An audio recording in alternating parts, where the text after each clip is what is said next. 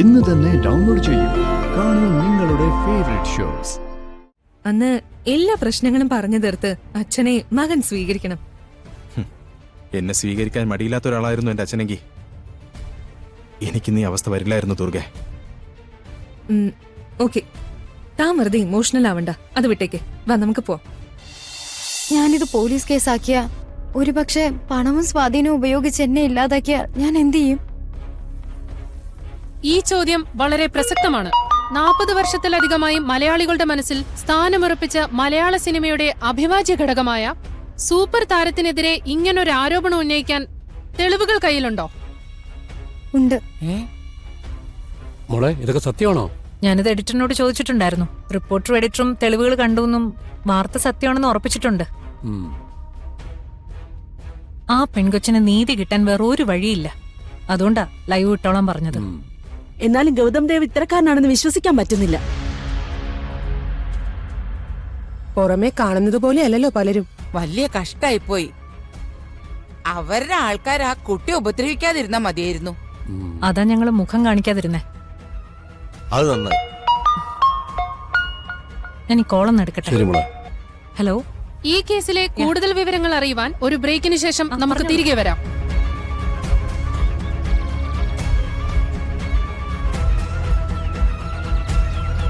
ദുർഗ, തനിക്കിത് എന്താ പറ്റിയത്? ഇപ്പൊ വന്ന എല്ലാ കാര്യങ്ങൾക്കും ആവശ്യമില്ലാത്ത ടെൻഷനായി തുടങ്ങിയല്ലോ. അങ്ങനെയല്ല കിരൺ, ആ പൃഥ്വി ഇപ്പൊ അബിക്ക് ക്യാമറ വാങ്ങിച്ചു കൊടുക്കേണ്ട ഒരു കാര്യമില്ലല്ലോ. എന്നിട്ടും ഫോണിൽ ഓവർഹിയർ ചെയ്തതിന്റെ പേരില് അങ്ങനെ ചെയ്യണമെങ്കിൽ അതില് എന്തോ ദുരുദ്ദേശം ഉണ്ടാവും എന്റെ മനസ്സ് പറയുന്നു. ബേസിക്കലി നമ്മളൊക്കെ പോലീസുകാരാ. അതുകൊണ്ട് നമ്മുടെ മനസ്സിൽ ആദ്യം ഉണ്ടാകുന്നത് സംശയങ്ങളായിരിക്കും. അതാ തനിക്കെങ്ങനെ തോന്നുന്നേ?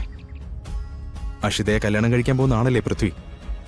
അപ്പൊ അഷിതയുടെ ബ്രദർ മനസ്സിലൊരു കാര്യം ആഗ്രഹിച്ചപ്പോ തന്നെ അത് വാങ്ങിക്കൊടുത്ത് അഷിതയെ ഒന്ന് ഇംപ്രസ് ചെയ്യാൻ ശ്രമിച്ചതാവും.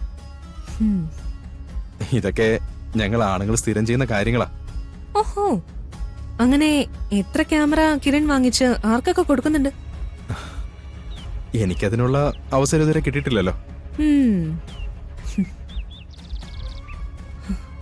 കിരൺ ഇത് വളരെ നോർമലായിട്ടാ ചിന്തിക്കുന്നത്. പക്ഷേ പൃഥ്വിയുടെ കാര്യത്തില് ഞാൻ ഇപ്പോഴും ഡൗട്ട്ഫുള്ളാ. അങ്ങനെ ആവണ്ടെന്ന് ഞാൻ പറയുന്നില്ല. കാരണം അവൻ അത്ര ക്ലിയർ അല്ല എന്ന് ഞാൻ നേരത്തെ തന്നോട് പറഞ്ഞിട്ടുണ്ടല്ലോ. പക്ഷേ നമ്മൾ എല്ലാത്തിലും ഇങ്ങനെ സംശയിക്കുന്നതിൽ അർത്ഥമില്ല. ഇക്കാലത്ത് ആരെങ്കിലും എന്തെങ്കിലും ഒരു നല്ല കാര്യം ചെയ്താ നമ്മളത് സംശയത്തോടെ നോക്കൂ.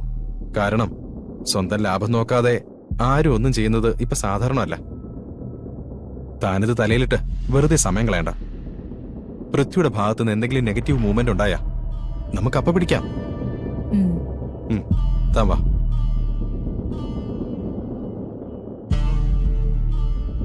ദുർഗ,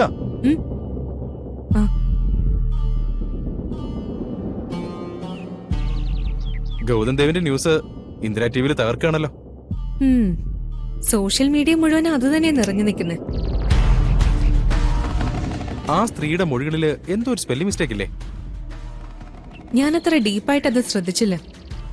കാര്യം പോലീസ് ഇടപെടലുണ്ടല്ലോ, വഴിയെ അറിയാം. ഹായ് ഹായ് ധ്വനി മോളെ. മോളെ കൊണ്ടുപോകാനേ അമ്മ വന്നില്ലേ? ചാനലിന്റെ ആവശ്യങ്ങളുമായി ചിലപ്പോ തിരക്കിലായിരിക്കും. എന്നാലും ധ്വനിമോളുടെ കാര്യത്തില് ചേച്ചി ഒരു കുറവും വരുത്തില്ല.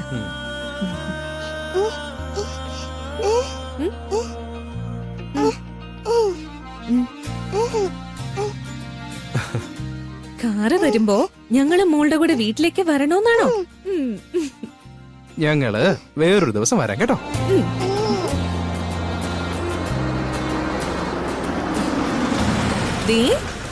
മോളെ കൊണ്ടുപോവാൻ വണ്ടി വന്നല്ലോ.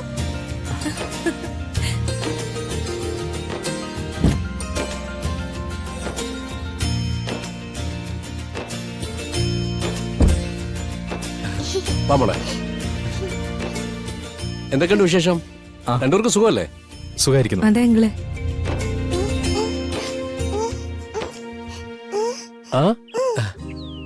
ആണോ? മോള് വിളിച്ചില്ലേ? വിളിച്ചു. ഞങ്ങള് പിന്നെ വരാന്ന് പറഞ്ഞതാ. ഞാനും പറയാം പോരെ? ഉം? ഞാൻ പറയാത്തതുകൊണ്ടാ നിങ്ങൾ വരാത്തതെന്നാ മോള് പറയുന്നത്. അങ്ങനെ അല്ല മോളെ, ഇപ്പോ ക്ലാസ് കഴിഞ്ഞ സമയല്ലേ, ഞങ്ങള് അവധിയുള്ള ദിവസം വീട്ടില് വരാം. ഉം? അത്രയും ഓക്കെ ആയിട്ടില്ല. കിരണിനെ അന്ന് കണ്ടപ്പോഴേ ചോദിക്കണമെന്ന് വിചാരിച്ച്. നമ്മൾ തമ്മിൽ ഇതിനു മുമ്പ് പരിചയമുണ്ടോ? എവിടെയോ വെച്ച് കണ്ടിട്ടുള്ള പോലെ ഒരു ഓർമ്മ, വളരെ അടുപ്പമുള്ളതുപോലെ ഒരു ഫീല്.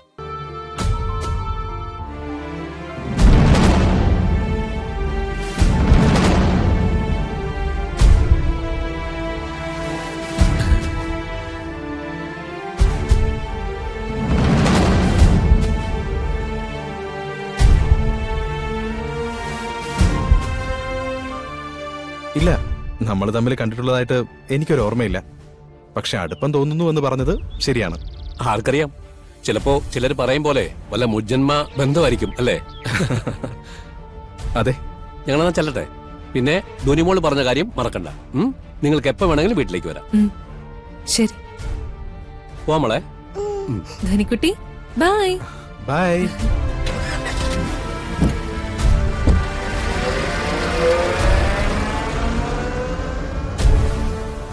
അങ്കിളിന് കിരണിനോട് നല്ല അടുപ്പം തോന്നുന്നല്ലോ. രക്തത്തെ തിരിച്ചറിഞ്ഞതാണോ? താനൊന്ന് പോടോ, വെറുതെ ആവശ്യമില്ലാത്ത പറയാതെ. ആ മോതിരത്തിന്റെ കാര്യത്തിൽ എനിക്ക് നല്ല സംശയമുണ്ട്. ഇയാൾക്ക് വേറെ പണിയൊന്നുമില്ലേ? മോതിരം കണ്ട ആളെ തിരിച്ചറിയാൻ ഇത് ദുഷ്യന്തന്റെ കാലൊന്നുമല്ലല്ലോ. എന്നാലേ ഒരു DNA ടെസ്റ്റ് നടത്തി നോക്കിയാലോ? താൻ വാ, നമുക്ക് വീട്ടിലേക്ക് പോവാം. സ്വന്തം അച്ഛനെ കണ്ടുപിടിക്കണമെന്ന് ഒരു ഉത്സാഹമില്ലാത്ത ഒരാളെ ഞാൻ ആദ്യമായിട്ട് കാണാം. ഒരു തർക്കത്തിന് ഞാനില്ല. എന്റെ മനസ്സിലെന്താണെന്ന് ഒരിക്കലും ഞാൻ പറഞ്ഞതല്ലേ. ആ ശരി, ഞാൻ ഒന്നും പറയുന്നില്ല. പക്ഷേ എല്ലാ തെളിവുകളോടും കൂടി ഒരു ദിവസം ഞാൻ കിരണിന്റെ മുന്നിൽ കൊണ്ടു നിർത്തും. അന്ന് എല്ലാ പ്രശ്നങ്ങളും പറഞ്ഞു തീർത്ത് അച്ഛനെ മകൻ സ്വീകരിക്കണം. എന്നെ സ്വീകരിക്കാൻ മടിയില്ലാത്ത ഒരാളായിരുന്നു എന്റെ അച്ഛനെങ്കിൽ എനിക്കിന്ന് ഈ അവസ്ഥ വരില്ലായിരുന്നു ദുർഗെ. ഓക്കെ, താൻ വെറുതെ ഇമോഷണൽ ആവണ്ട, അത് വിട്ടേക്ക്. വാ, നമുക്ക് പോവാം. വന്നേ, വാ.